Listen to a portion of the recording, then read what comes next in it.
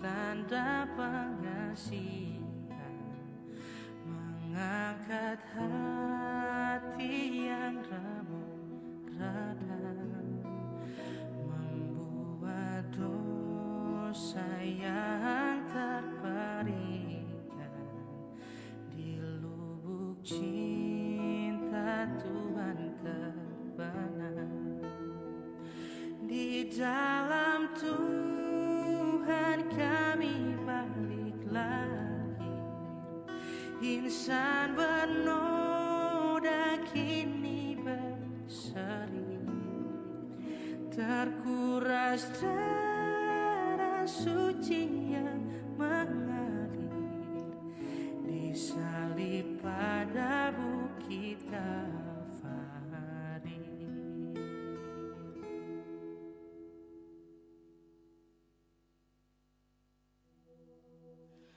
Yesus sayang padaku, Alkitab mengajarku, walau ku kecil lemah, aku ini miliknya. Yesus Tuhanku,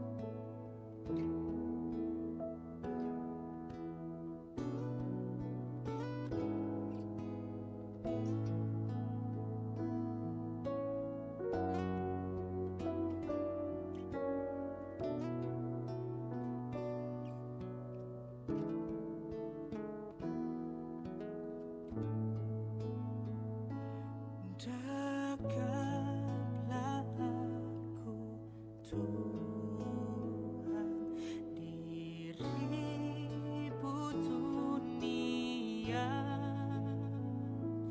penuh kilauan hampa dan suara godanya. Di dalam dan di luar si jahat mendesak. Perisai lawan dosa, ya Tuhan Kau tetap. Di dalam kemuliaan Kau sambut hamba-Mu.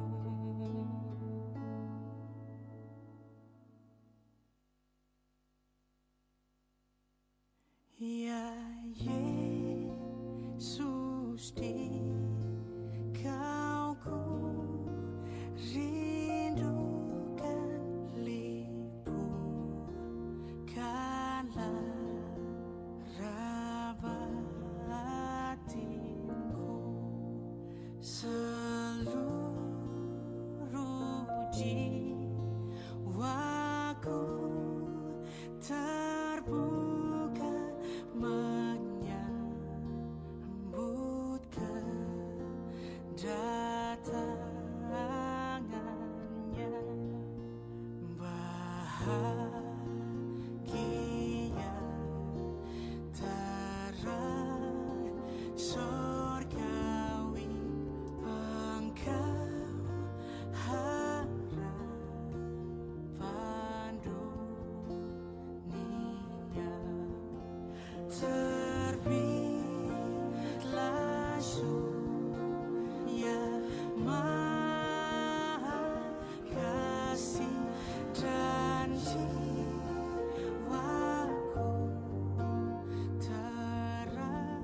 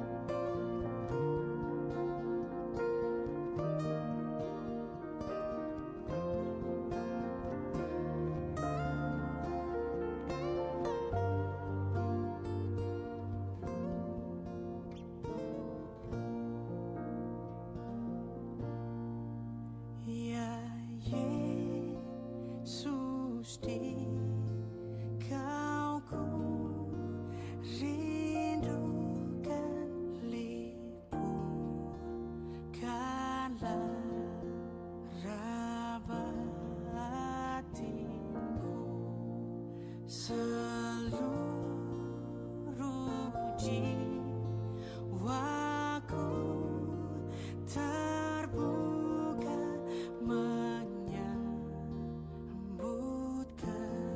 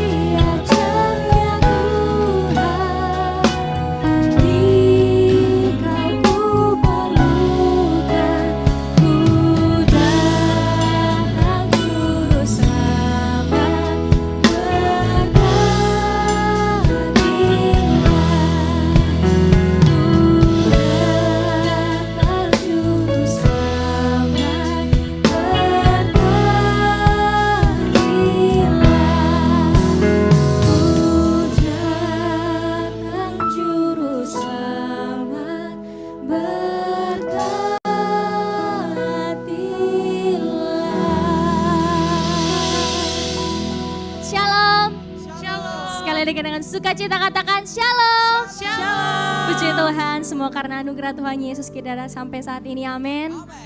Seberapapun kita yang hadir pada sore hari ini tidak lepas dari kasih dan anugerah Tuhan Yesus, amin.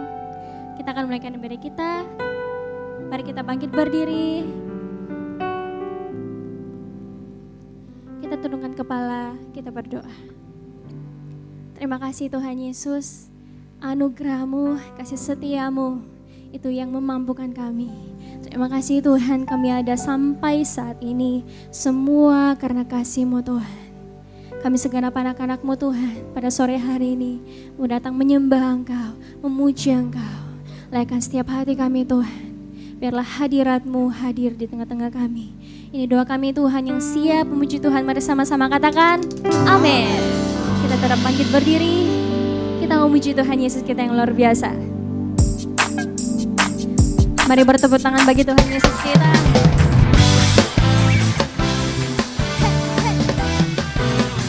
Sebab Dia Tuhan yang maha besar, amin.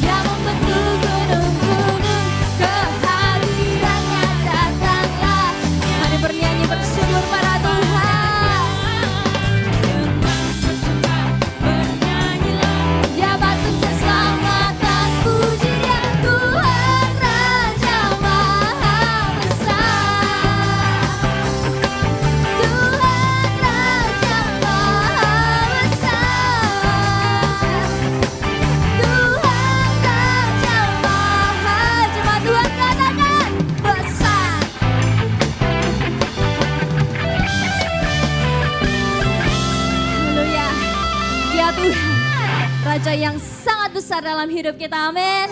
Amin.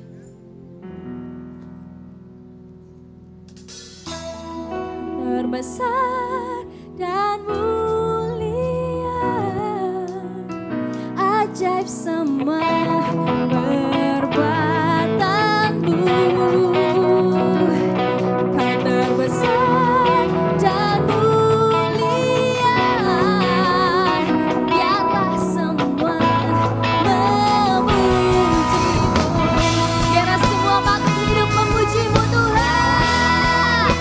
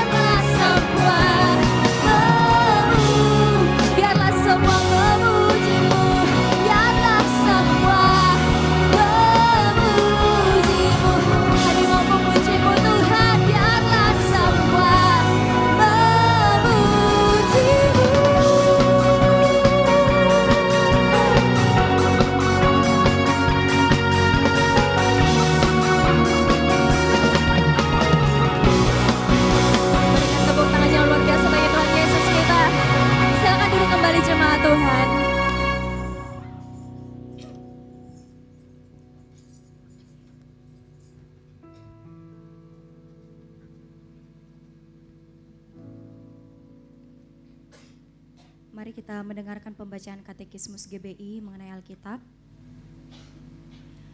Apa pengertian antara penyataan dan pengilhaman? Penyataan atau revelation adalah Allah menyingkapkan diri dan tujuannya kepada manusia. Pengilhaman adalah Allah lah yang memberi inspirasi kepada setiap penulis Alkitab untuk menuliskan kata-katanya dalam Alkitab.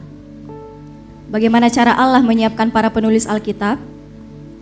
Allah telah memilih dan menyiapkan si penulis jauh hari sebelum Ia menggerakkan si penulis untuk menulis Alkitab.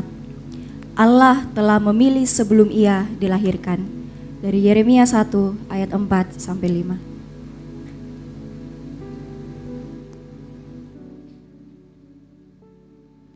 5. Mari siapkan hatimu. Kita akan mendengarkan kebenaran firman Tuhan. Mari datang menyembah Tuhan.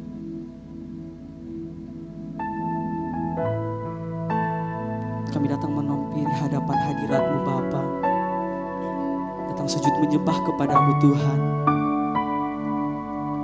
Ini seruan pujian kami Tuhan kepadamu.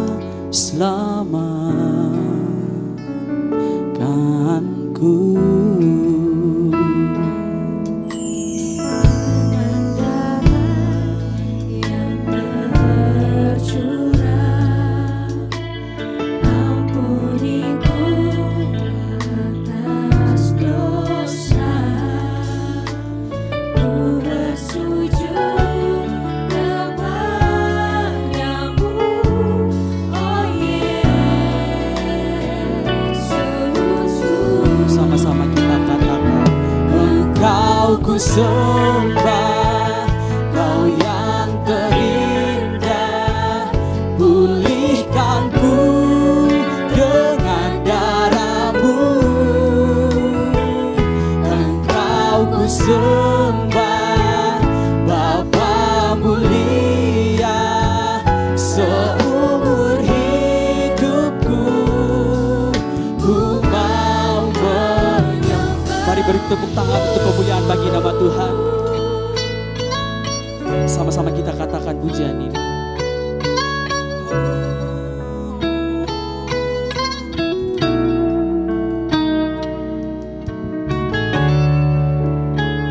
Dalamnya kasih-Mu, dalamnya kasih-Mu Bapa, terlebih dari segalanya. Pengorbanan-Mu, pengorbanan yang termulia selamatkan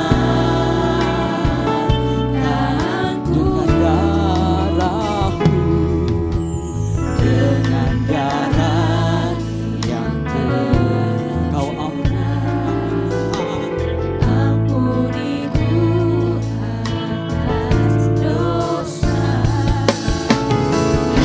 Bersujud kepadamu, oh yeah.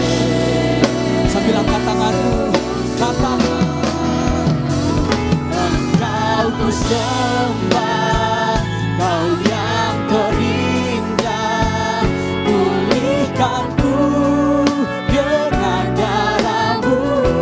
Kau ku sembah,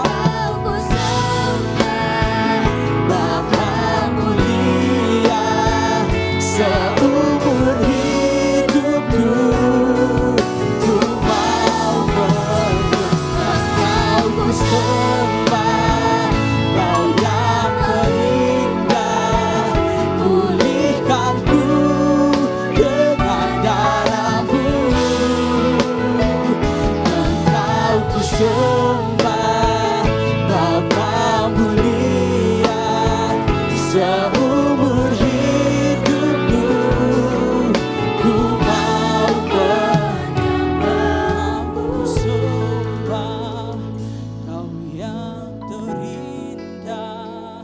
pulihkan ku dengan darah-Mu. Amin. Engkau ku sembah, Bapa mulia, seumur hidupku. Satu kali lagi katakan, Engkau ku sembah, Kau yang terindah, pulihkan ku dengan darah-Mu. Engkau ku sembah, Bapa mulia, seumur hidupku ku mau menyembah-Mu. Seumur hidupku ku mau satu kali lagi katakan, seumur hidupku ku mau menyembah-Mu.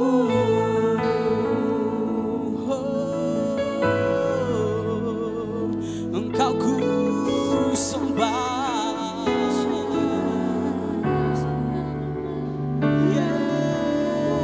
Yesusku.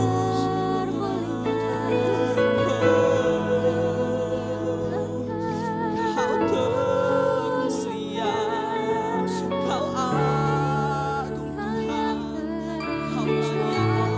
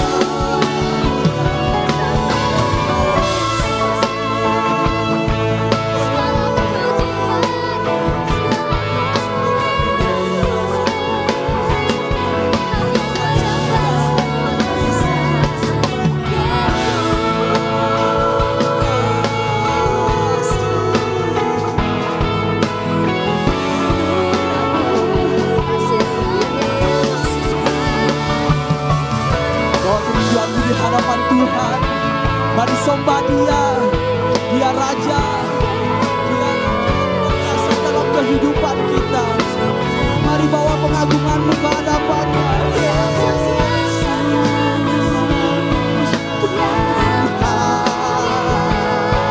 Terpuji namamu, Kau ajaib dan perkasa.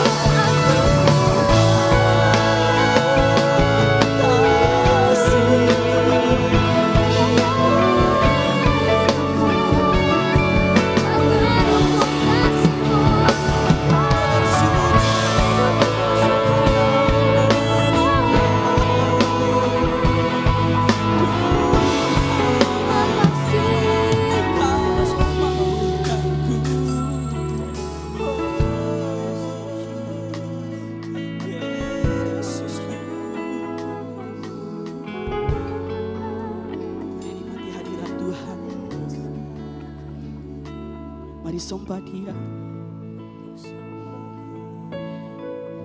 Mari agungkan kebaikannya dalam kehidupanmu. Terima kasih Tuhan buat kasih-Mu dalam kehidupan kami. Kau yang yang layakkan kami Tuhan. Kau yang mampukan kami Tuhan melewati setiap persoalan dalam kehidupan kami. Kami tidak tahu Tuhan apa yang akan terjadi, tapi kami percaya Tuhan yang sanggup melakukan. Kami sembuh dalam tangan-Mu Tuhan. Kami aman dalam genggaman-Mu Bapa. Oh, Yesusku, Tuhanku. Terima kasih Tuhan, Kau besar bagiku, Kau termulia, Kau dahsyat. Sungguh besar kasih-Mu, takkan tak hidupku, Yesusku.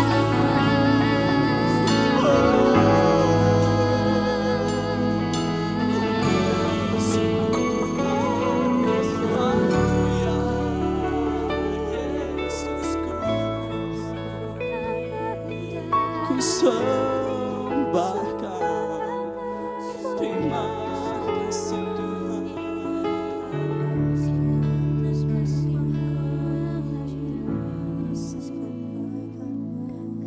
Pujian ini berkata, persembahkanlah tubuhmu kepada Tuhan.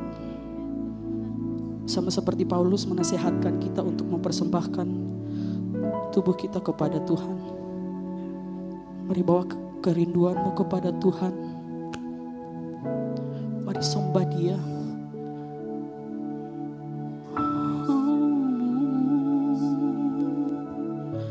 Mari sama-sama kita angkat pujian ini. Engkau ku sembah, Kau yang terindah, pulihkanku dengan darah-Mu. Engkau ku sembah, Bapa mulia, seumur hidupku ku mau sambil bangkit berdiri Bapak Ibu. Kau yang terindah, pulihkanku dengan darah-Mu. Engkau ku sembah, Bapa mulia, seumur hidupku ku mau menyembah. Kau ku sembah, Kau yang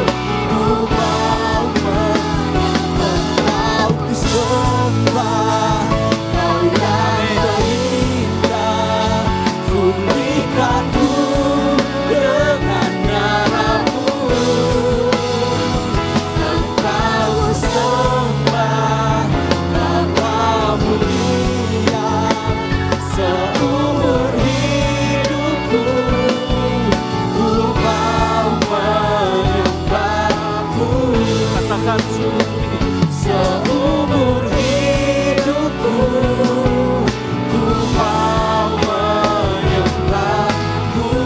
Amin. Seumur hidupku ku mau menyembahmu. Kasih tepuk tangan yang meriah buat Tuhan Yesus. Haleluya, haleluya, haleluya, haleluya. Seumur hidup kami Tuhan, kami mau menyembah Engkau Tuhan. Di tempat ini juga kami mau mengenal Engkau lebih dalam lagi Tuhan. Oleh karena itu kami mengucap syukur yang pertama karena Engkau hadir di tengah-tengah pujian dan penyembahan kami. Kami merasakan hadirat-Mu. Kami tahu Engkau ada di tengah-tengah kami. Dan tiba saatnya kami mau mendengarkan firman Tuhan. Kami mau buka hati kami. Kami mau buka mata kami. Kami mau buka pendengaran kami. Dan kami fokus ke depan. Tuhan Yesus, hamba-Mu juga berdoa, pakai mulut lidah hamba-Mu ini menyampaikan kebenaran sesederhana mungkin.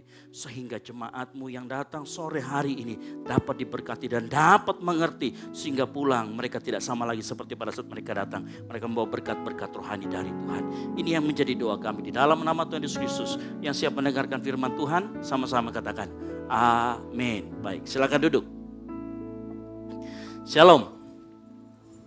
Sekali lagi, shalom. Maaf, puji Tuhan. Baik, ya sore hari ini kita akan belajar mengenai Allah Tritunggal. Sama-sama katakan Allah Tritunggal.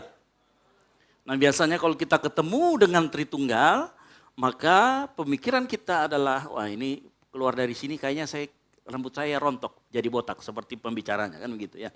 Ya, tapi tenang saja, ya tenang saja.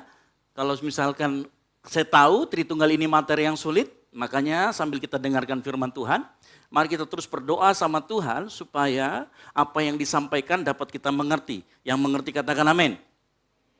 Allah Tritunggal memang kalau kita mendengar ini banyak sekali diolok-olok. Betul? Apa betul? Ya, Tuhanmu 3 katanya kan begitu. Nah kita akan belajar sore hari ini. Apakah betul demikian dan ataukah ada opini lain yang harus kita mengerti mengenai Allah Tritunggal. Yang mengerti katakan amin. Baik, kita akan sama-sama belajar.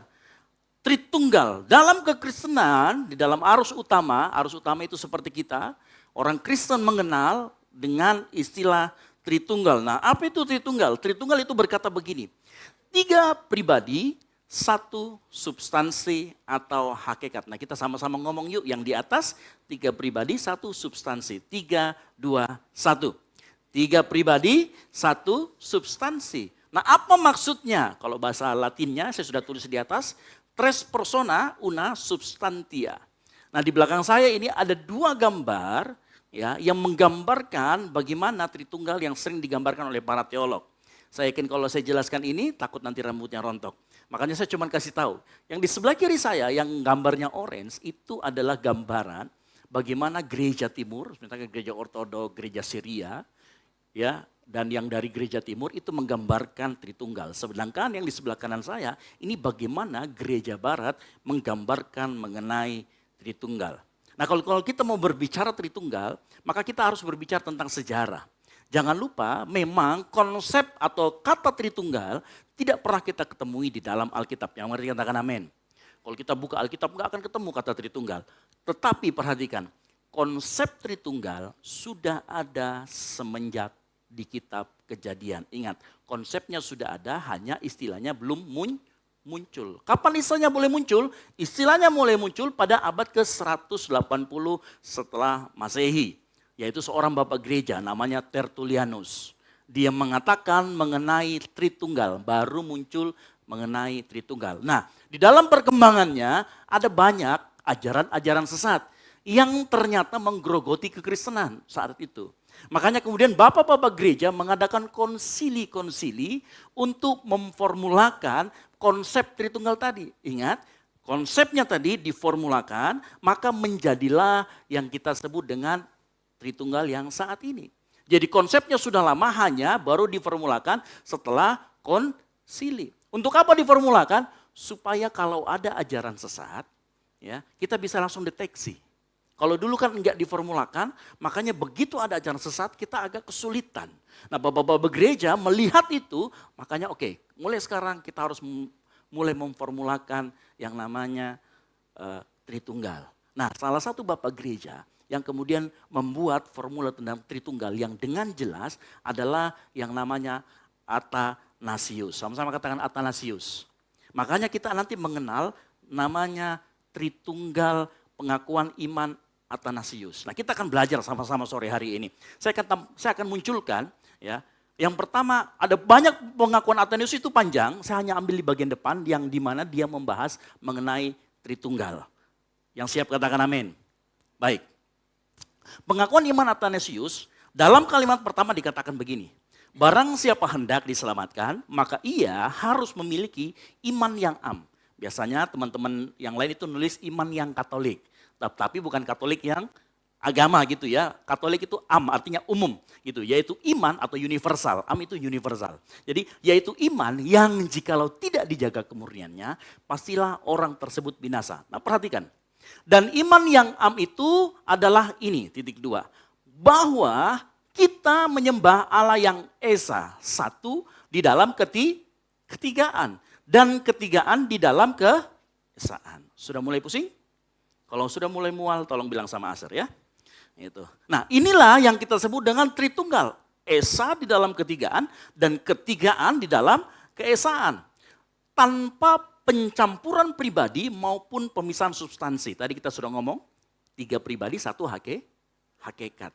Nah, pribadinya tidak bercampur, tetapi substansinya tidak terpisah. Karena perhatikan, hanya ada 1 pribadi Bapa, 1 Anak dan 1 Roh Kudus. Ada 3 pribadi tetapi hanya 1. Tetapi perhatikan, keilahian Bapa, Anak dan Roh Kudus adalah Esa atau 1. Demikian pula apa yang Esa? Kemuliaan, keagungannya. Sebagaimana Bapa, demikian pula Anak, demikian pula Roh Kudus. Kita lanjut lagi, nanti saya akan jelaskan.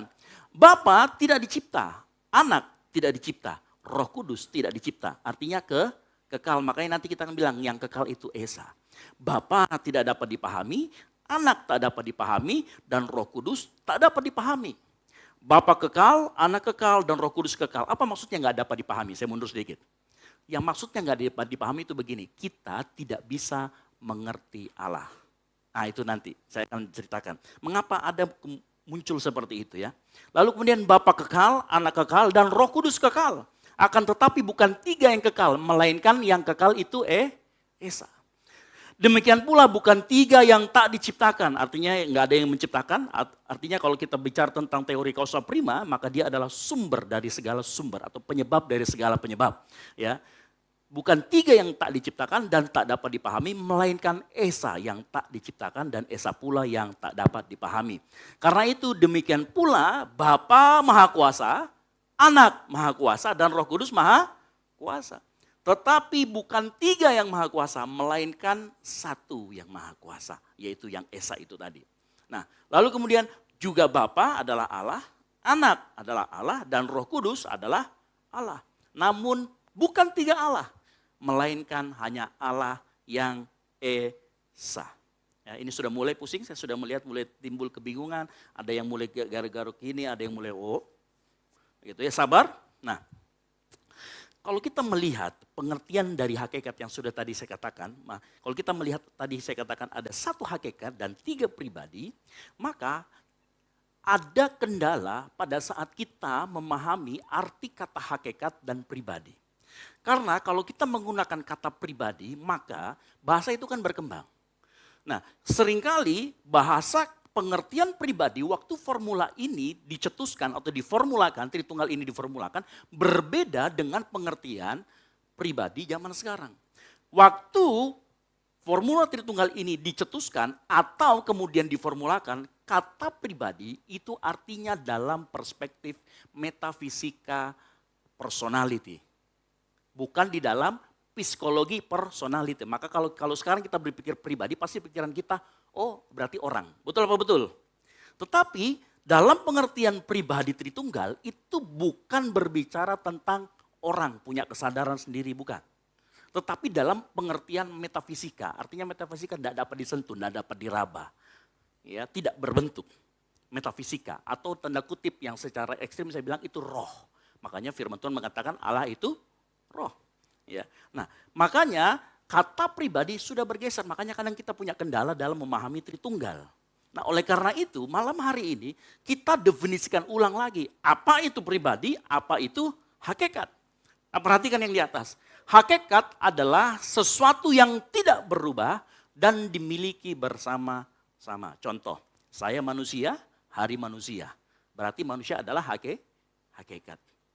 Contoh lagi misalkan, kita lihat ada meja, di sana ada kursi. Kalau meja dan kursi itu terbuat dari kayu, maka yang disebut hakikat adalah kayu. Dimiliki bersama dan tidak berubah.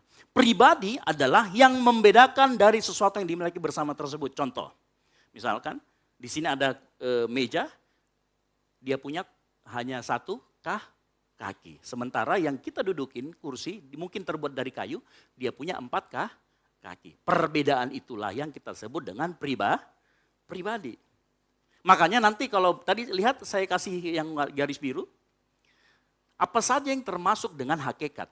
Hakikat itu contoh misalkan kita bilang kemuliaan, keagungan, keilahian. Itu semua dimiliki oleh oknum yang namanya Allah, yaitu Bapa kita. Lalu kemudian tidak diciptakan artinya kekal. Kekal itu hanya milik sang pencipta yaitu sang Bapa. Lalu kemudian kalau tak dapat dipahami Maha Kuasa itu adalah milik sang pencipta atau Bapa. Itu semua kalau kita katakan itulah yang disebut dengan hakikat. Ya. Jadi hakikat dimiliki bersama. Tetapi kalau kita masuk lebih ke dalam lagi, maka kita harus hati-hati.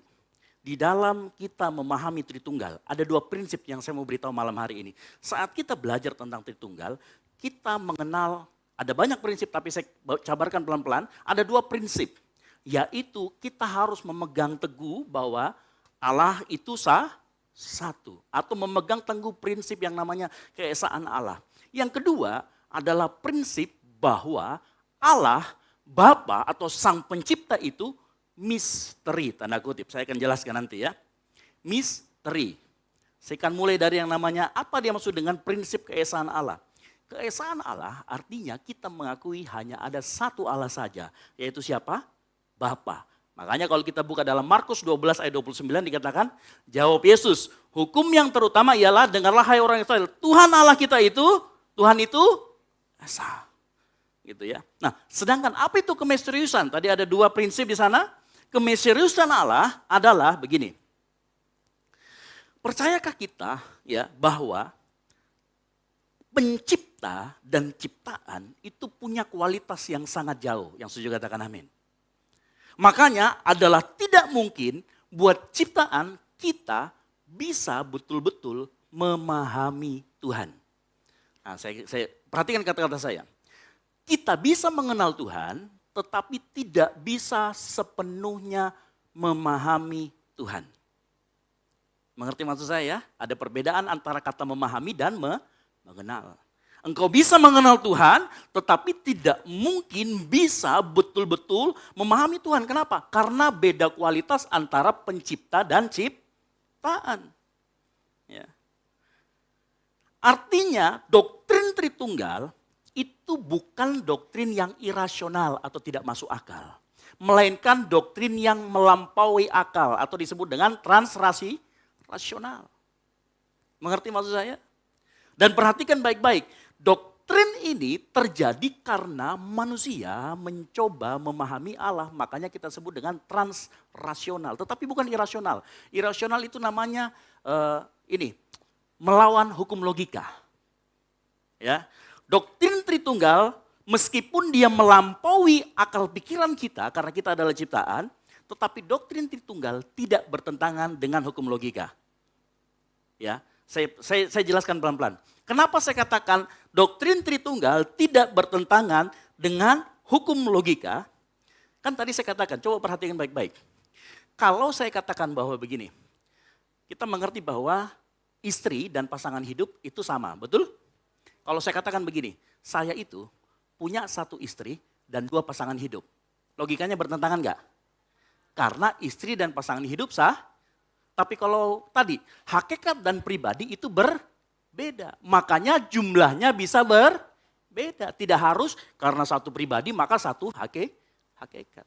Karena pribadi dan hakikat punya perbedaan, makanya jumlahnya bisa berbeda. Berbeda. Tidak melawan hukum logika. Sampai sini mengerti? Atau sudah mulai ada mual-mual? Tolong nanti siapkan ya, caplang gitu. Gitu ya. Ingat, perhatikan baik-baik. Doktrin Tritunggal tidak berlawanan dengan hukum logika. Nah, memang kalau kita mau jujur, saya mau jujur ya. Disinilah letak kita punya keterbatasan sebagai pencipta. Bagaimana kita bisa mengerti bentuk Tritunggal? Halo? Ya. Tidak mungkin kita bisa mengerti secara jujur bagaimana bentuk Tritunggal itu. Dan sampai sekarang pun masih sebuah misteri, yang setuju katakan amin. Makanya kita harus mengerti bahwa di dalam memahami Tritunggal ada sebuah misteri yang memang kita tidak bisa. Bukan karena tidak mau dan bukan karena Tuhan tidak bisa. Tetapi karena memang di batas itu, ya, kita terbatas secara ciptaan. Seorang teolog bernama Wayne Grudem, dia ngomong begini. It is not only true that we can never fully understand God. It is only true that we can never fully understand God, understand any single thing about God. Bahasa Indonesia yang gini. Bukan cuma kita tidak bisa memahami seluruh hal tentang Allah, tetapi kita juga tidak mungkin mampu memahami satu hal tentang Allah secara utuh. Contoh, kan tadi sudah dikatakan kita tidak mungkin bisa memahami Allah. Tapi satu aspek saja tentang Allah kita tidak akan bisa memahami seutuhnya. Contoh, saya mau tanya sekarang. Ada yang pernah mendengar Allah itu adalah kasih? Ada yang bisa menjelaskan kepada saya secara gamblang bagaimana Allah itu adalah kasih? Kecuali apa yang Alkitab sampaikan, hanya itulah kita bisa mengerti. Yang mengerti katakan amin. Tetapi kita tidak akan mungkin bisa sepenuhnya memahami Allah adalah kasih. Kita bisa memahami Allah adalah kasih dengan aspek apa? Karena dia mengorbankan anaknya yang tunggal untuk mati buat kita. Kita bisa memahami sampai di situ. Tetapi selebihnya tidak bisa. Makanya teolog ini mengatakan, satu aspek saja tentang Tuhan, kita tidak akan pernah bisa sepenuhnya memahami. Karena keterbatasan kita sebagai ciptaan. Ya. Perhatikan, Allah itu bisa dikenal, kesimpulannya, tetapi tidak bisa dipahami seutuhnya. Sejauh mana Alkitab menyatakan, sejauh itulah kita bisa memahami. Ingat, saya membedakan kata mengenal dan memahami. Nah, mungkin kita bertanya-tanya, waduh, kalau begitu bagaimana dengan iman kita? Masa kita tidak bisa memahami pencipta kita? Dengarkan baik-baik begini ya. Dengarkan. Bahkan sampai nanti, saya mau kasih tahu, sampai nanti kita dipanggil Tuhan, kita mati, dan kita bertemu dengan Tuhan Yesus. Saya pastikan, tidak mungkin kita bisa memahami Allah sepenuhnya. Yang mengerti katakan amin. Kita hidup nih nggak bisa mengerti, enggak. Sampai kita mati pun masuk surga ketemu sama Tuhan Yesus, engkau nggak akan bisa memahami Tuhan sepenuhnya. Saya jamin. Karena status kita adalah ciptaan. Bagaimana mungkin otak kita yang sebesar bakpao ini bisa memahami Tuhan yang menggenggam bumi dengan tangannya. Sangat tidak mungkin. Makanya, tapi begini. Ya, dengarkan baik-baik. Tapi justru Allah yang misterius itu bisa membuat kita berkata, Allah kita besar. Dia sungguh amat besar. Dia miliki kuasa besar, dia besar. Nah, kenapa ada pujian itu? Karena harusnya kemisteriusan Allah itu membawa kita kepada kekaguman siapa sosok yang kita sembah. Karena kalau engkau dapat memahami siapa yang engkau sembah, maka sebenarnya yang kau sembah itu bukan Tuhan. Yang setuju katakan amin. Dengar baik-baik, kalau engkau dapat memahami siapa yang kau sembah, pertanyakan, artinya yang kau sembah artinya ciptaanmu sendiri. Saya kasih contoh, kalau saya menciptakan sebuah barang baru, begitu dia rusak, karena saya penciptanya, saya tahu cara memperbaikinya. Betul apa betul? Nggak usah gitu jauh-jauh. Saya dengan istri saya aja belum bisa memahami sepenuhnya. Karena kita sama-sama ciptaan. Ini selevel nih, sama-sama ciptaan. Apalagi memahami pencipta. Yang bisa kita pahami adalah apa yang kita ciptakan. Makanya kalau orang ngomong gini, oh saya mengerti Tuhan saya, gampang, simple dan ini. Enggak seperti Kristen yang ribet, Tritunggal, harus dijelaskan gini. Kalau kita bisa mengerti Tuhan sepenuhnya, maka saya pastikan yang kau sembah itu adalah Tuhan ciptaan Makanya saya dengar baik-baik. Kemisteriusan Allah, kemahakuasaan Allah yang membuat dia menjadi misterius, sebenarnya adalah ruang buat kita. Buat kita supaya apa? Punya yang namanya iman. Sama-sama katakan iman. Karena kita tidak bisa memahami Allah seutuhnya, makanya ada yang kita sebut dengan iman. Nah, iman itu, dengarkan baik-baik, iman itu melibatkan pengetahuan dan ketidaktahuan. Iman itu harus ada pengetahuan juga, harus ada ketidaktahuan. Kenapa harus punya pengetahuan? Supaya kita bisa sampai di titik mengenal. Kalau kita punya pengetahuan, maka kita punya landasan dan kita bisa menggunakan akal budi kita. Makanya jangan salah. Ada orang mengatakan di sana, Kristen itu beriman dulu baru berakal. Salah. Iman dan akal berjalan bersama-sama. Ya kan ada orang yang dengan sombongnya mengatakan, kalau yang agama ini pakai logika. Kalau Tuhanmu bisa dilogikakan, lu bukan sembah Tuhan bro. Lu sembah ciptaan lu sendiri. Halo, betul apa betul? Ya. Tetapi kalau Allah itu tetap dalam misterinya, yang kita sama sekali tidak bisa pahami seutuhnya. Maka kita punya landasan yang pertama gini, iman melibatkan pengetahuan, artinya kita bisa mengenal. Ya, karena firman Tuhan berkata begini, dalam Matius 22 ayat 37, kasihilah Tuhan Allahmu dengan segenap hatimu, jiwamu dan akal budimu. Makanya 2 Petrus 1 ayat 5 berkata, karena itu kamu harus sungguh-sungguh berusaha menambahkan kepada imanmu kebajikan dan kepada kebajikan pengetahuan. Penting untuk mengerti ini, penting untuk engkau mendengar ini sore hari ini. Ya. Tetapi perhatikan, iman itu melibatkan ketidaktahuan. Tadi kita sudah bahas. Kenapa kita perlu tahu supaya kita bisa mengenal. Nah, ketidaktahuan kita itulah titik di mana kita disebut dengan memahami. Iman bukan hanya berbicara tentang sesuatu yang kasat mata, tetapi lebih lagi kepada sesuatu yang kita nggak bisa pahami seutuhnya. Iman itu artinya apa? Ibrani 11. Iman adalah dasar dari sesuatu yang kita harapkan dan yang tidak kita lihat. Apakah kita bisa memahami sepenuhnya yang tidak kita lihat? Tidak bisa. Makanya di situ lahir harus ada iman. Makanya ketidaktahuan itu penting untuk kita punyai. Supaya kita punya ruang untuk melatih yang namanya iman. Betul apa betul? Apa yang dimaksud dengan iman dikaitkan dengan sesuatu yang sulit dan susah? Coba saya tanya, masa depanmu kamu tahu enggak? Enggak tahu. Makanya kita butuh iman. Eksistensi Tuhan. Atau mungkin saat ini yang kau sedang lagi menderita lah. Engkau menderita banget begitu ya. Engkau pasti bertanya sama Tuhan, Tuhan kenapa ini kenapa yang terjadi kepada saya? Saya tidak bisa memahami itu. Disitulah ruang iman itu kemudian dilatih.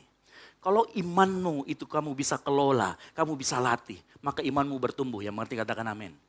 Saya mau kasih tahu, di dalam iman, keraguan itu boleh. Sama saya ulangi lagi. Dalam pertumbuhan iman, keraguan itu boleh. Kenapa saya katakan boleh? Karena begini, keraguan yang tidak dikelola menjadikan kita lock out.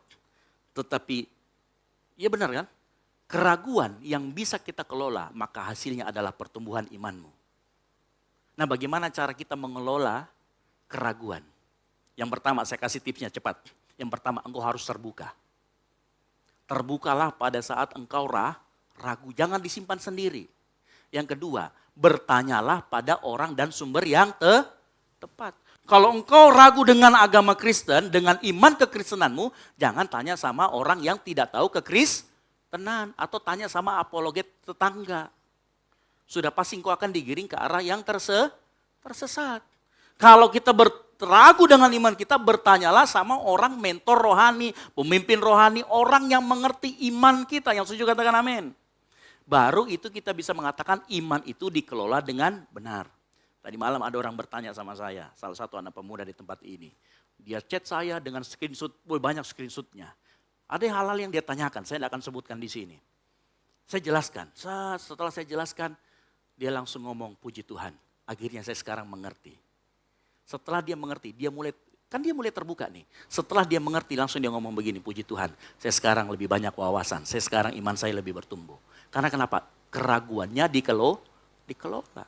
Nah, di dalam pertumbuhan imanmu, kalau engkau ragu akan imanmu, kelola dengan baik. cari pemimpin rohani, cari kakak rohani. Ya, yang bisa menjelaskan. Supaya apa? Engkau nggak lock out. Halo? Penting buat kita. Dan percayalah, iman itu akan bertumbuh di dalam ruang yang kita sebut tadi. Misteri. Makanya kalau misalkan, mohon maaf nih saya katakan begini ya. Kalau kata-kata saya agak kasar. Jangan merasa bodoh kalau engkau nggak mengetahui Tritunggal sepenuhnya. Halo? Saya ulangi lagi. Jangan merasa bodoh kalau engkau nggak keluar dari tempat ini. Bagaimana itu Tritunggal kodong, bagaimana imanku? Enggak.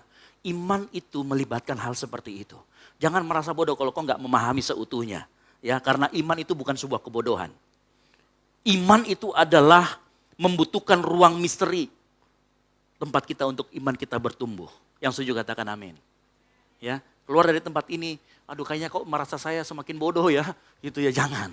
Enggak. Karena saya pun seperti itu. Sampai detik ini, saya masih merasa bodoh memahami Tritunggal. Yang mengerti katakan amin. Tapi dari kebodohan itu saya mengerti siapa yang saya sembah. Dia Allah yang luar biasa. Makanya kan minggu lalu lagunya, Allah kita besar, dia sungguh amat besar. Dia miliki kuasa besar, dia besar. Kenapa? Karena yang kita sembah itu memang betul-betul Allah dan Tuhan, yaitu Bapa kita. Kasih tepuk tangan buat Tuhan Yesus. Ya. Jangan ragu. Nah, kita lanjut lagi. Ya. Pengakuan iman atau Yesus. Ini masih lanjutannya, tenang aja, masih panjang. Ya. Bapa adalah Tuhan, Anak adalah Tuhan, dan Roh Kudus adalah Tuhan. Namun bukan tiga Tuhan, melainkan Tuhan yang esa. Karena itu sebagaimana kita diwajibkan untuk mengakui ketiga pribadi pada dirinya sendiri sebagai Allah dan Tuhan, demikian pula kita dilarang untuk mengatakan bahwa ada tiga Allah atau tiga Tuhan. Allah Bapa, perhatikan, tidak dibuat, tidak diciptakan, tidak dilahirkan. Ini Bapa. Allah Anak adalah dari Bapa saja.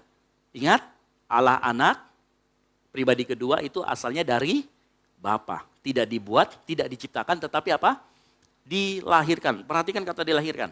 Allah Roh Kudus adalah dari Bapa. Kenapa saya kasih tanda kurung? Nanti saya akan ceritakan. Tidak dibuat, tidak diciptakan, tidak dilahirkan, melainkan keluar dari. Ingat tadi pribadi kedua dilahirkan, pribadi ketiga keluar dari. Nah, kenapa kata Bapa dan Anak itu saya kasih ke tanda kurung? Karena tadi saya katakan, di dalam gereja timur dan gereja barat ada dua pendapat.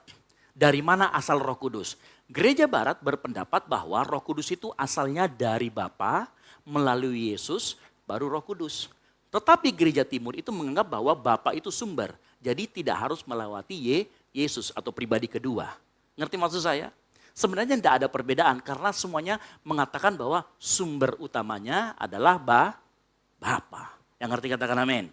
Ya nggak ada masalah di sana gitu ya. Itu hanya perbedaannya, saya sampaikan saja. Lalu kemudian, maka hanya ada satu Bapa, bukan tiga Bapa. Satu Anak, bukan tiga Anak. Satu Roh Kudus, bukan tiga Roh Kudus. Di dalam ketigaan tersebut tidak ada yang lebih dulu. Artinya apa? Kalau Bapa kekal, karena tadi Anak itu dari dalam Bapa, maka Anak juga kekal. Karena tadi Roh Kudus itu asalnya keluar dari Bapa, maka Roh Kudus juga kekal. Makanya tadi Roh Kudus dan Anak tidak ada yang lebih dahulu atau sebelum. Melainkan ketiga pribadi itu sama kekal dan sama esensinya. Keesaan dalam ketigaan dan ketigaan dalam keesaan harus disembah. Karena itu setiap orang yang mau diselamatkan harus mempercayai yang namanya Tritunggal. Nah, prinsip berikutnya pada saat kita memahami Tritunggal, tadi kita sudah beri prinsip dua yaitu keesaan dan kemisteriusan. Prinsip kedua adalah prinsip relasi dan distingsi. Apa itu? Prinsip distingsi pembedaan yaitu tadi kita bisa membedakan dari yang muncul ini Bapa, ini Anak, ini Roh Kudus. Kita bisa membedakan yang mana pribadi ini yang muncul. Tetapi di dalam kehidupan mereka, ketiga pribadi ini saling hidup dalam relasi yang namanya kasih. Makanya dikatakan saling memasuki, saling memberi ruang, saling menghidupi. Bahasa teologinya namanya perikoresis. Inilah yang disebut dengan prinsip relasi dan prinsip distinguish atau pembedaan. Gitu ya. Prinsip prinsip distingsi yaitu pembedaan. Jadi pada saat kita membaca firman Tuhan, kita bisa tahu kok, oh ini Bapa. oh ini Roh Kudus, oh ini anak. Nah, kita bisa melihat seperti itu. Contoh misalkan pada saat kita membaca Kejadian 1 ayat 1. Ya, dikatakan di sana Roh Allah melayang-layang. Sudah kelihatan Roh Allah itu berarti Roh Kudus pribadi ketiga. Berfirmanlah Allah. Oh ada firman. Berarti itu pribadi kedua. Betul apa betul? Ya nanti kalau baca silakan nanti dibaca di Kejadian 1 ayat yang pertama. Boleh nanti dilihat. Pada mulanya Allah menciptakan. Ada kata Allah di sana. Oh berarti itu Bapa, sumber segalanya.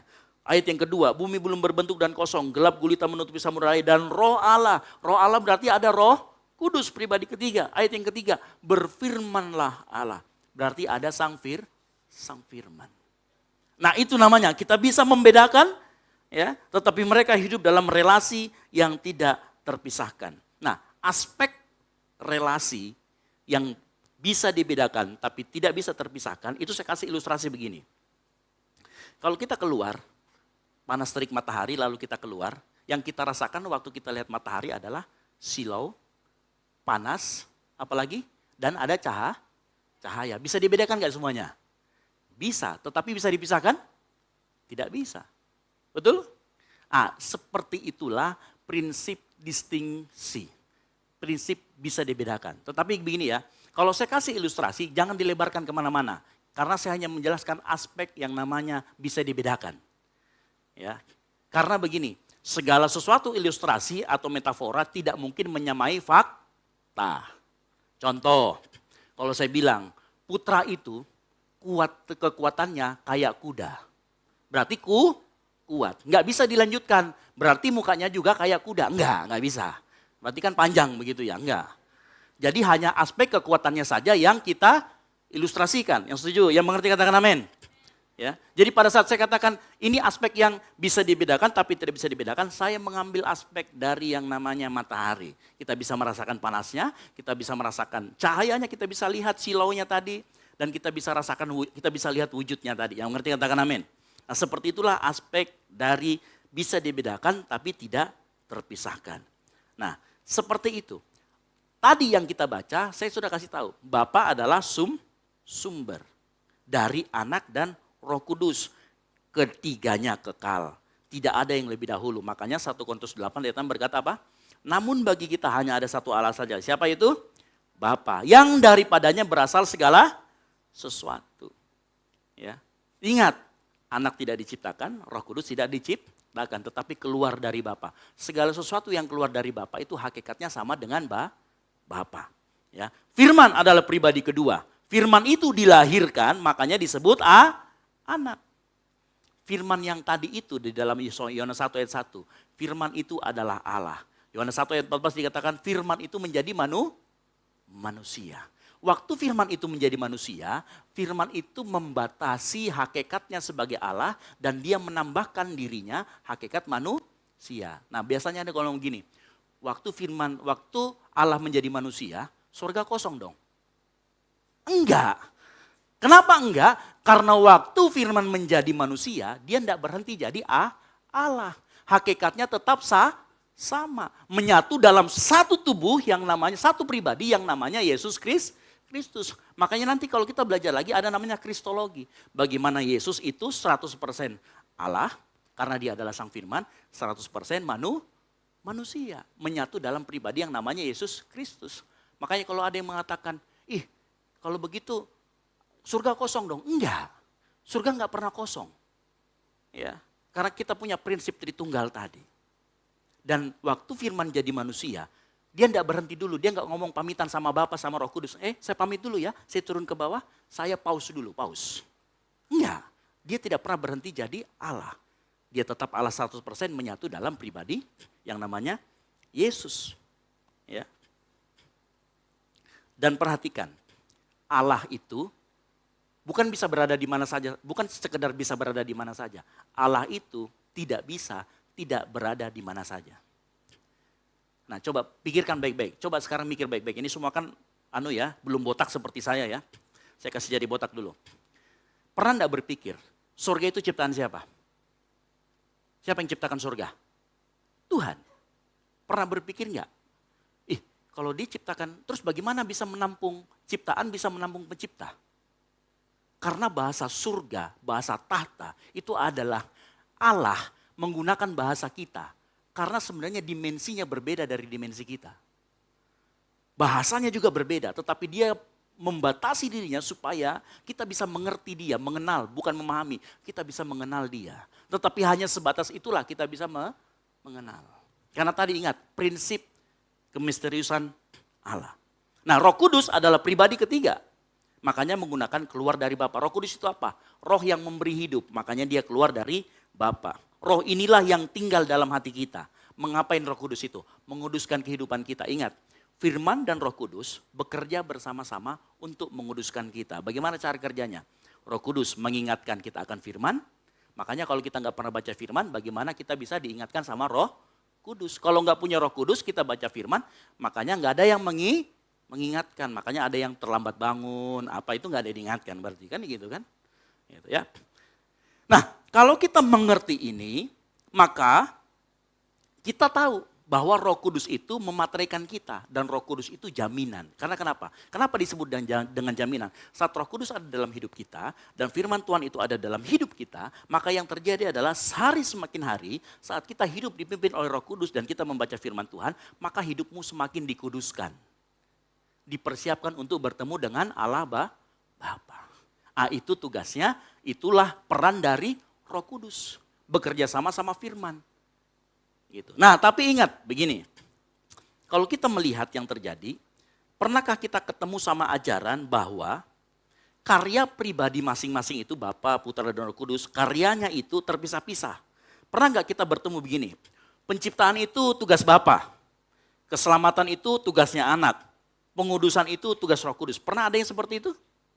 Yang pernah dengar ajaran seperti itu? Sehingga semuanya bekerja sesuai dengan timingnya sendiri-sendiri. Ya. Saya mau kasih tahu, itu konsep yang salah. Karena sebenarnya ketiga pribadi ini di dalam proses manapun, mulai dari penciptaan dan lain sebagainya, bekerja terus secara bersama-sama. Meskipun di dalam Alkitab hanya ditonjolkan mungkin hanya Bapa, mungkin ditonjolkan hanya Firman atau Yesus. Tetapi sebenarnya dalam kalau kita membaca secara utuh, maka ketiganya sebenarnya bekerja secara bersama-sama. Contoh, Yohanes 1 ayat 3. Percaya atau tidak, dalam Yohanes 1 ayat 3, firman itu bekerja juga pada saat penciptaan. Karena dikatakan di sana, tidak ada satupun yang diciptakan oleh Allah tanpa dia yang bernama firman. Ini dari terjemahan sederhana Indonesia. Ayat di atas menerangkan bahwa sang firman juga terlibat dalam penciptaan. Begitu juga dengan Roh Kudus. Kalau kita baca Kejadian 1 ayat 2 tadi, dan Roh Allah melayang-layang. Ya. Ada juga di situ Roh Kudus. Makanya karyanya mereka bekerja bersama-sama. Nah, dari sini kita melihat bahwa ketiga pribadi ini semuanya terlibat. Mungkin secara kalau kita melihat yang ditulis ada yang lebih menonjol. Tetapi bukan berarti mereka tidak bekerja bersama-sama. Nah, kalau semuanya Tritunggal, Allah Tritunggal kita itu bekerja. Makanya saya mau kasih tahu ya malam hari ini. Kita masuk ke aplikatifnya. Kalau ketiga pribadi Allah Tritunggal semuanya bekerja, itu artinya bekerja itu bagian dari natur ilahi. Yang setuju katakan amin. Halo? Bekerja itu adalah natur atau sifat ilahi. Yohanes 5 ayat 17 berkata begini, tetapi ia berkata, Yesus berkata kepada mereka, Bapakku bekerja sampai sekarang, maka aku pun bekerja. Enggak ditulis Roh Kudusnya, tapi saya yakin Roh Kudus juga bekerja. Ya. Saya mau kasih tahu. Ya. Kerja itu bukan kutuk, yang setuju katakan amin. Melainkan natur ilahi dari Allah Tritunggal yang diberikan kepada manusia saat manusia diciptakan. Ya mungkin kita berkata, coba perhatikan gini ya. Tapi kalau bekerja kenapa saya harus bekerja keras? Bukankah itu kutuk? Bukan.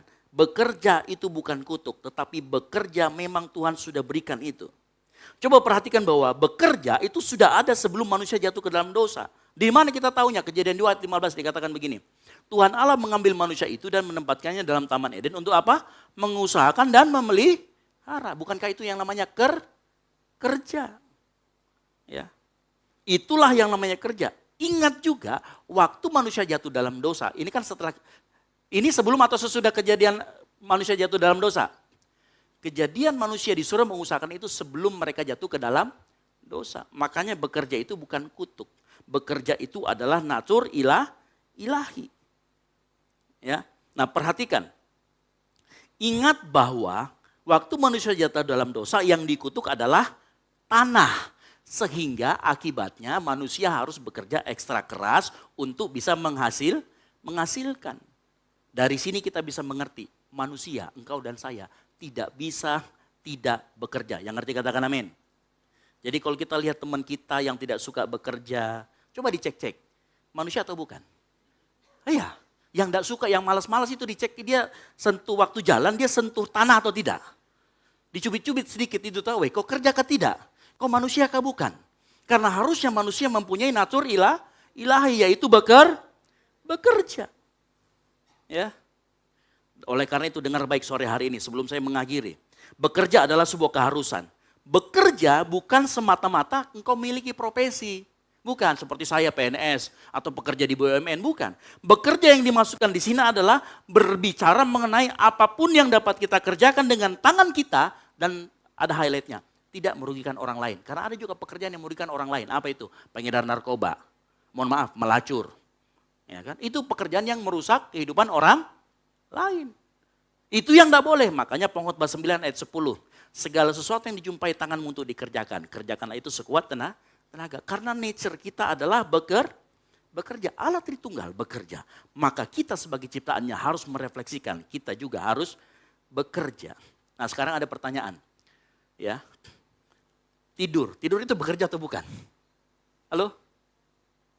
Tidur bekerja atau enggak? Melamun bekerja atau tidak? Bolehkah nanti tanya sama ChatGPT lebih pintar. Itu ya. Boleh nanti ditanya. Bekerja itu harus melakukan aktivitas dan tidak melakukan orang lain. Saya sudah tanya tadi sama GPT, ternyata tidur itu tidak termasuk dalam kategori bekerja. Karena itu adalah, bekerja itu lawannya apa? Bukan lawannya tidak bekerja. Bekerja itu lawannya adalah resting, istirahat. Halo? Ya. Makanya 2 Tesalonika 3 ayat 10 sampai 11 berkatakan gini. Sebab juga waktu kami berada di antara kamu, kami memberi peringatan ini kepada kamu. Jika seseorang tidak mau bekerja, janganlah ia makan. Kami katakan ini karena kami dengar bahwa ada orang yang tidak tertib hidupnya dan tidak bekerja, melainkan sibuk dengan hal-hal yang tidak berguna. Ada orang seperti ini? Harus diingatkan. Harusnya Paulus tulis juga ke pastori ya, Blok M. Gitu ya. Makanya dengar baik-baik. Bekerjalah dengan rasa tanggung jawab yang tinggi, yang setuju katakan amin. Karena rasa tanggung jawab yang tinggi akan menghasilkan yang namanya excellent. Halo? Kita punya di sini value namanya apa? Responsibility. Kalau semakin besar rasa tanggung jawab kita terhadap sebuah pekerjaan, maka pekerjaanmu akan sempurna, excellent. Sebaliknya, bekerja tanpa diiringi rasa tanggung jawab, maka tidak akan menghasilkan sesuatu yang excellent. Dengar baik, semakin kita bertanggung jawab terhadap apa yang kita kerjakan, itu akan menumbuhkan kepercayaan atau trust dari orang lain. Yang ngerti katakan amin. Semakin engkau dipercaya oleh seseorang, maka semakin besar yang tanggung jawab yang Tuhan akan berikan. Dan bukan hanya sampai di itu saja, akibatnya berkat Tuhan akan melimpah dalam kehidupanmu. Kalau engkau memiliki tanggung jawab. Gak usah jauh-jauh, di pelayanan kita aja. Kalau engkau masih pelayanan datang terlambat, engkau gak akan diberikan lagi kepercayaan. Kalau persiapanmu dalam pelayanan itu asal-asalan, maka percayalah engkau gak akan diberikan lebih banyak lagi tanggung jawab. Ya, semakin kita bisa dipercaya, semakin engkau bisa bertanggung jawab, engkau akan semakin dipercaya.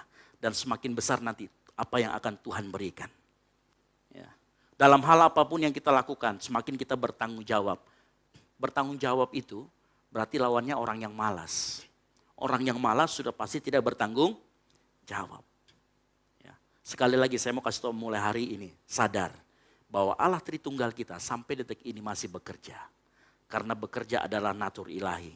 Orang yang tidak bekerja menunjukkan bahwa dia tidak punya iman kepada Allah yang Tritunggal itu. Yang mengerti katakan amin. Pemain musik saya panggil ke depan. Ya. Dengar baik-baik, orang yang bekerja merefleksikan natur ilahi. Orang yang bekerja, dia akan melihat bagaimana, apa potensinya, apa yang menjadi gift-nya dari Tuhan. Orang yang tidak bekerja, Paulus bilang, tidak usah makan. Artinya begini, secara kasar Paulus mau ngomong gini, orang yang tidak bekerja, dia sebenarnya sedang mati karena tidak makan. Karena di dalamnya tidak ada natur ilahi. Lawannya ilahi apa? Setan. Jangan sampai dia ternyata bukan anak Allah, tapi anak Lucifer. Halo? Ya, nanti dicek-cek ya teman-temannya, yang sering malas, yang sering apa, dicubit-cubit sedikit. Siapa tahu dia memang makhluk gaib. Ya, dia memang bukan anak Tuhan. Gitu ya. Ya. Saat kita bekerja, mungkin kau merasa letih dan capek. Engkau boleh istirahat. Karena kebalikan dari bekerja adalah istirahat. Ya, lawan dari bekerja bukan tidak bekerja, tetapi istirahat. Engkau boleh istirahat di kaki Tuhan. Maka Tuhan akan berikan lagi kekuatan yang baru. Yang mengerti katakan amin. Mari kita bangkit berdiri. Ku menyembah dalam kudus hadirat-Mu, hampiri tata kasih karunia-Mu Bapa.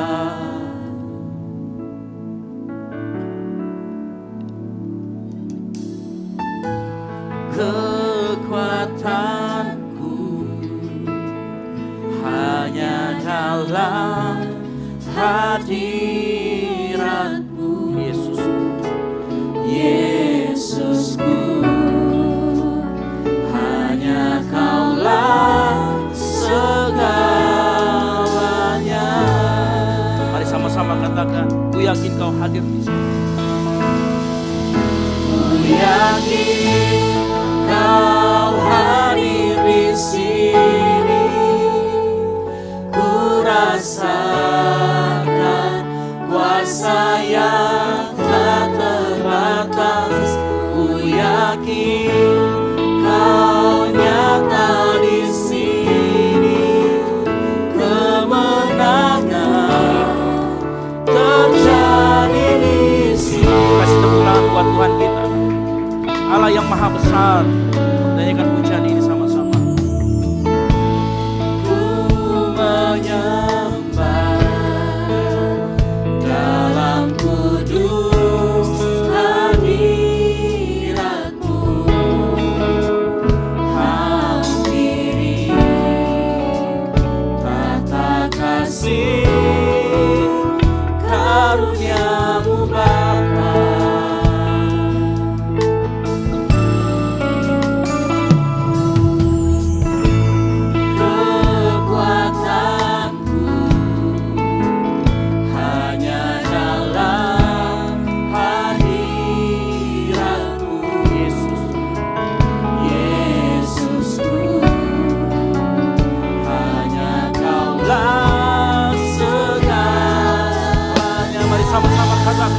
Kami yakin Tuhan Kau hadir di sini.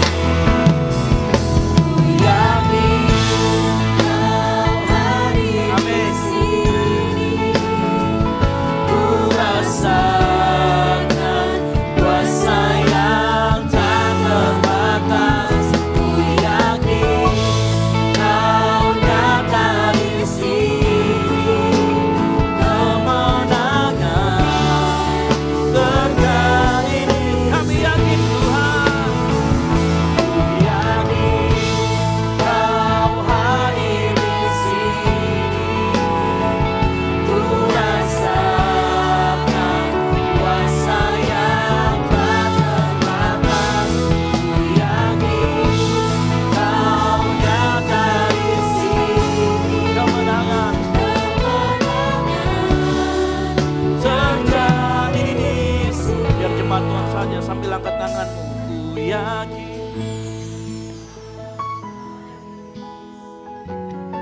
Engkau Allah yang selalu hadir. Yes. Ku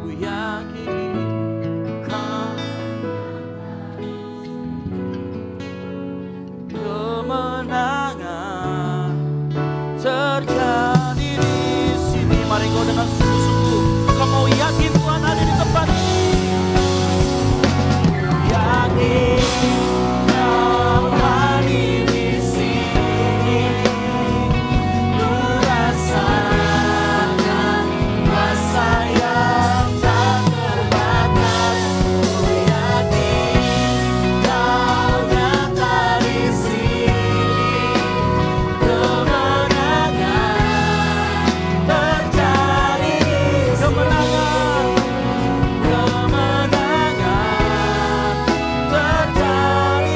Kemenangan terjadi di sini. Kemenangan di sini. Kasih tepuk tangan buat Tuhan Yesus, buat Tuhan kita, Allah Bapa kita. Amin, amin, amin, amin. Kami yakin malam hari ini Tuhan, setidaknya kami mencoba memahami Tuhan. Namun kami mengerti keterbatasan kami sebagai ciptaan-Mu. Tetapi kami yakin dan percaya Roh Kudus akan membimbing kami ke dalam kedalaman pengenalan akan Tuhan. Roh Kudus teruslah berbicara kepada kami. Kami yakin dan percaya Roh Kudus akan membimbing kami sehingga iman kami semakin bertumbuh di dalam Tuhan. Hamba-Mu selesai berbicara, tapi Roh Kudus akan terus berbicara dan memateraikan apa yang hamba-Mu sampaikan. Terima kasih Tuhan Yesus, hanya Engkau ditinggikan dan muliakan di tempat ini. Di dalam nama Tuhan Yesus Kristus yang diberkati Tuhan, sama-sama katakan amin. Silakan duduk.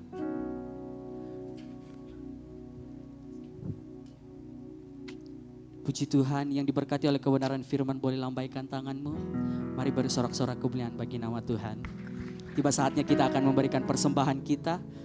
Persembahan ada di depan Bapak Ibu Saudara sekalian. Amplop yang pertama untuk operasional pastori, amplop yang kedua untuk kas gereja. Mari angkat persembahanmu, kita doa. Kami bersyukur Tuhan untuk penyertaan-Mu dalam kehidupan kami. Kami percaya bahwa Engkau selalu nyata dalam kehidupan kami. Terima kasih Tuhan untuk firman-Mu yang boleh tertabur di tengah-tengah kami. Kami percaya bahwa firman-Mu terkalibrasi dalam kehidupan kami hari lepas hari, pribadi lepas pribadi.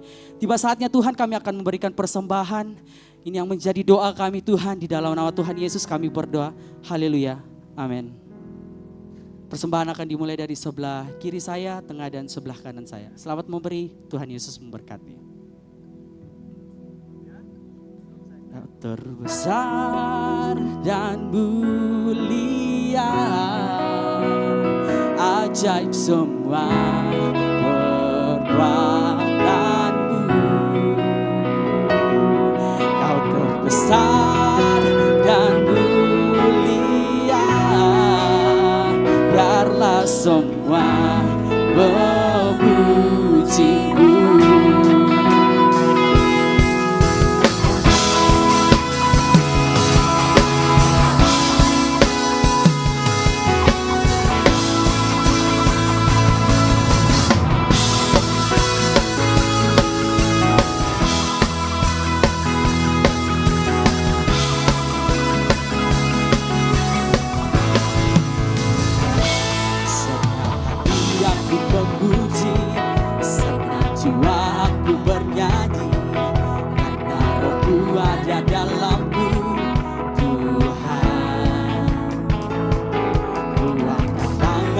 Memuji, kuatkan suara dan bernyanyi, karena Roh-Mu ada dalamku, Tuhan. Mari memuji, tinggalkan sukacita di hati. Kau besar dan mulia, ajaib semua perbuatanmu. Kau besar dan mulia, biarlah semua memuji-Mu.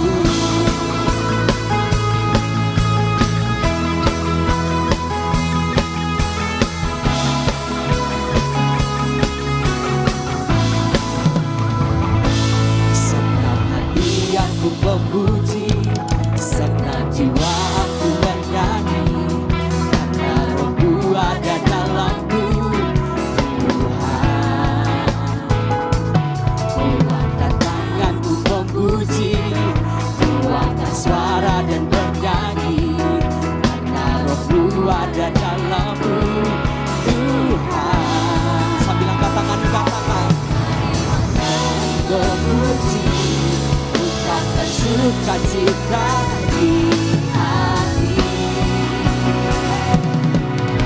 Besar dan mulia, ajaib semua perbuatan-Mu.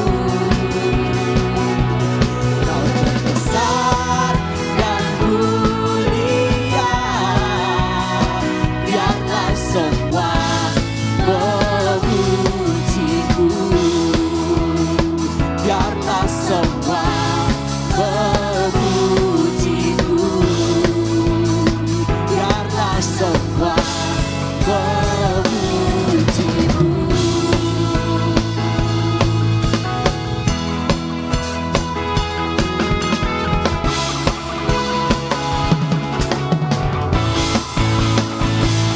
Haleluya, diberkati untuk setiap persembahan yang diberikan. Tiba saatnya kita akan mendengarkan informasi selama sepekan kepada tim multimedia. Kami persilakan. Shalom jemaat yang dikasihi Tuhan, berikut beberapa informasi kegiatan GBI Oikumene selama 1 minggu ke depan. Kami mengajak teman-teman semua yang rindu bersekutu dan bertumbuh bersama dalam Tuhan untuk hadir di ibadah ground Grow Up in God. Bagi teman-teman yang belum bergabung di salah satu ground, silahkan mengakses barcode informasi yang telah disediakan. Doa sarapan pagi bersama akan diadakan pada hari Sabtu pukul 5 pagi bertempat di gereja. Bapak Ibu jemaat Tuhan juga dapat menyaksikannya secara online melalui live streaming YouTube GBI Oikumene.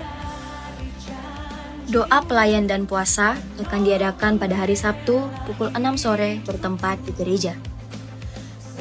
Gladi bersih untuk ibadah raya pertama akan diadakan pada hari Sabtu pukul 7 malam, ibadah raya 2 pada hari Minggu pukul 2:30 sore, dan gladi bersih untuk ibadah raya ketiga akan diadakan pada hari Sabtu pukul 10 pagi. Ibadah raya Minggu diadakan sebanyak 3 kali, yaitu pukul 9 pagi, pukul 5 sore, dan pukul 7 malam. Ibadah raya yang pertama dan kedua akan disertai ibadah anak sekolah minggu. Ibadah-ibadah ini juga dapat disaksikan secara online melalui live YouTube GBI Oikumene. Bagi saudara-saudari yang ingin mendapatkan dukungan doa, silakan menghubungi nomor berikut. Pondok Daud akan diadakan setiap hari Selasa dan Jumat pukul 3 sore bertempat di ruang sekolah minggu. Bagi jemaat Tuhan yang berkerinduan untuk didoakan, silakan mengisi form pokok doa yang telah disiapkan. Mari tetap saling menopang dalam doa-doa kita kepada Tuhan. Bagi saudara-saudari yang membutuhkan layanan konseling, penyerahan anak, dan pernikahan, silakan menghubungi nomor berikut. Baptisan akan diadakan pada minggu terakhir setiap 3 bulan sekali. Bagi saudara sekalian yang membutuhkan layanan baptisan, silakan menghubungi nomor berikut.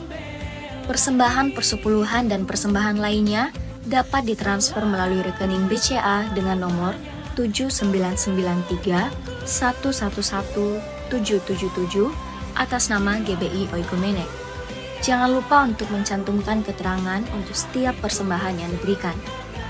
Perpuluhan yang jemaat Tuhan berikan akan dipergunakan seluruhnya untuk pekerjaan Tuhan di tempat ini dan akan dilaporkan secara periodik serta terbuka kepada jemaat Tuhan sekalian.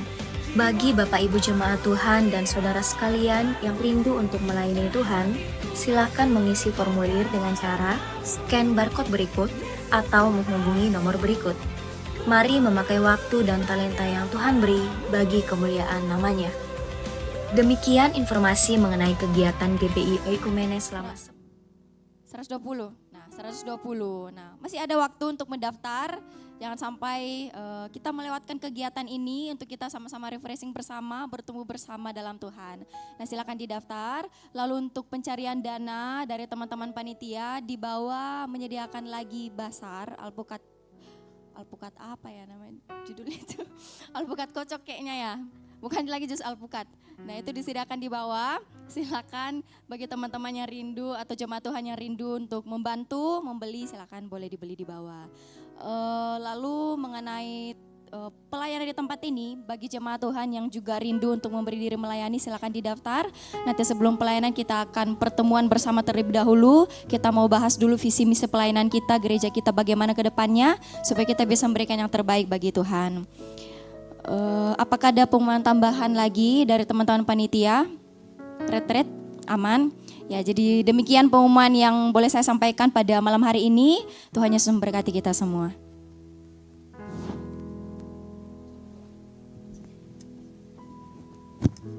Mari bangkit berdiri, kita sama-sama mengakhiri doa kita.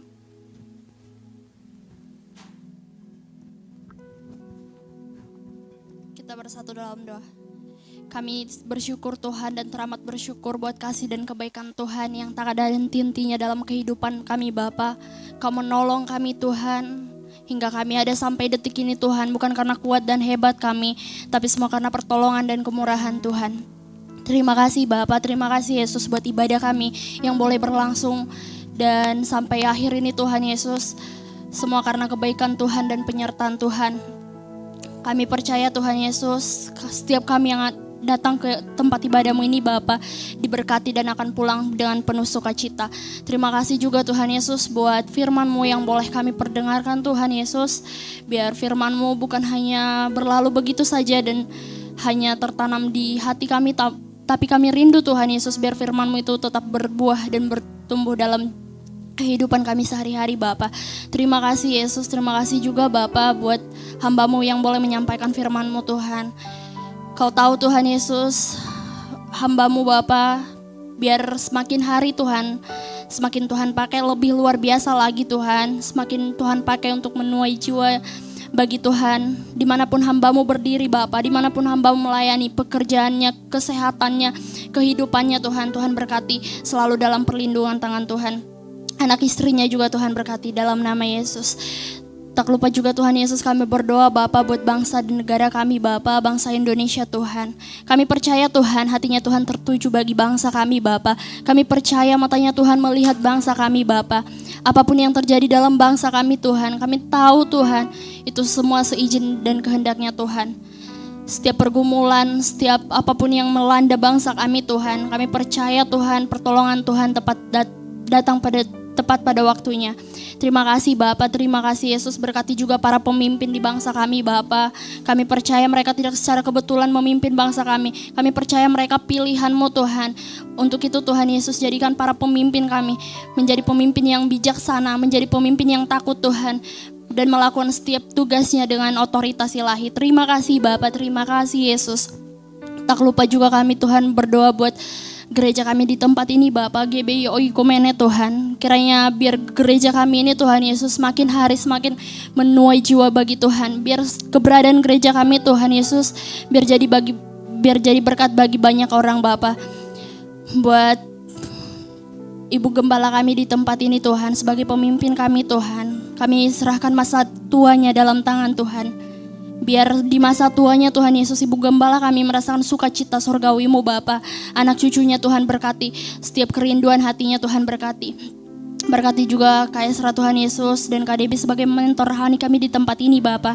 Berkati kehidupannya Bapa, setiap langkah kakinya Bapa, kemana mereka melangkah, ada penyertaan dan ada penyertaan Tuhan di sana. Terima kasih Bapa. Berkati istrinya Kak Debbie Tuhan Yesus. Kiranya Tuhan berikan kekuatan, kesabaran, ketabahan, sukacita, kebijaksanaan dari Tuhan. Berkati juga anaknya Dev Tuhan Yesus dalam masa pertumbuhannya Tuhan. Kami serahkan dalam tangan kehadirat Tuhan. Apapun yang menjadi kebutuhan anak ini Bapa, Engkau yang mengetahuinya Tuhan Yesus. Masa depannya Tuhan, kesehatannya, setiap kebutuhannya. Kiranya Tuhan yang menyediakan yang terbaik. Terima kasih Bapa, terima kasih Yesus. Berdoa juga buat Pastor Peter Tuhan Yesus beserta dengan istri dan anaknya Tuhan Yesus. Tuhan berkati kehidupan mereka Bapa, pelayanan mereka Tuhan Yesus. Tuhan berikan kekuatan baru, kemana kaki mereka melangkah ada penyertaan Tuhan di sana. Terima kasih Yesus, terima kasih Bapa. Tak lupa juga berdoa Tuhan Yesus buat anak-anak-Mu yang mengambil bagian untuk melayani sepanjang hari ini Tuhan Yesus. Kau yang memperhitungkan setiap talenta yang mereka berikan buat Tuhan.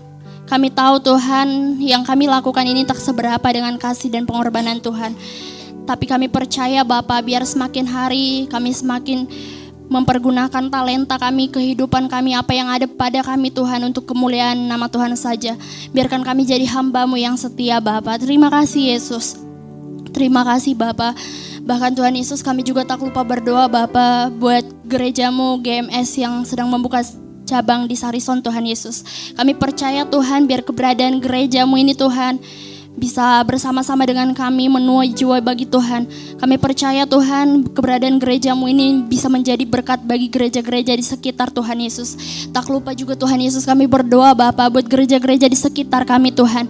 Baik GPD El Sadai Bapa, baik Satria Kasih, GPIL dan GKI Tuhan Yesus. Kami percaya Tuhan tidak secara kebetulan gereja-Mu ini bisa berdiri Bapa.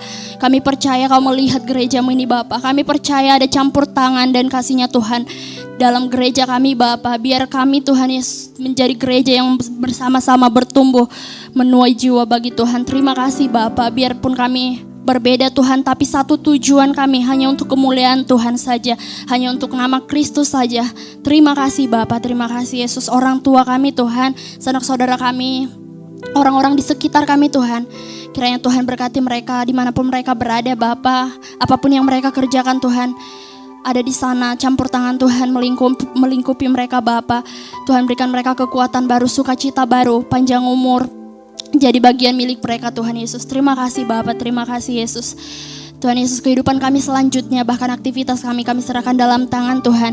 Ingatkan kami selalu Tuhan Yesus, setiap kemana kami melangkah Bapa, setiap apa yang kami kerjakan, ingatkan kami untuk mengandalkan Tuhan dalam kehidupan kami. Ingatkan kami Bapa untuk merendahkan hatinya kami Tuhan. Ingatkan kami bahwa kami bukan siapa-siapa tanpa pertolongan Tuhan. Terima kasih Bapa, terima kasih Yesus. Ini doa kami Tuhan, terlalu banyak yang kami sampaikan Tuhan, tapi kami percaya Kau Tuhan yang terlebih dahulu mengetahuinya Bapa. Hormat dan kemuliaan kami kembalikan hanya dalam tangan Tuhan saja. Untuk itu kami akan tutup doa kami dengan doa yang Tuhan ajarkan kepada murid-muridnya. Bapa kami yang di sorga, dikuduskanlah nama-Mu, datanglah kerajaan-Mu, jadilah kehendak-Mu di bumi. Berikanlah kami pada hari ini makanan kami yang secukupnya, dan ampunilah kami akan kesalahan kami, seperti kami juga mengampuni orang yang bersalah kepada kami. Dan janganlah membawa kami ke dalam pencobaan, tetapi lepaskanlah kami daripada yang jahat. Karena Engkau-lah yang punya kerajaan dan kuasa dan kemuliaan sampai selama-lamanya. Mari kita terima berkat Tuhan, kita angkat tangan kita. Tuhanlah penjagamu, Tuhanlah naunganmu di sebelah tangan kananmu. Matahari tidak menyakiti engkau pada waktu siang atau bulan pada waktu malam. Tuhan akan menjaga engkau terhadap segala kecelakaan. Ia akan menjaga nyawamu. Tuhan akan menjaga keluar masuk mulai dari sekarang sampai selama-lamanya.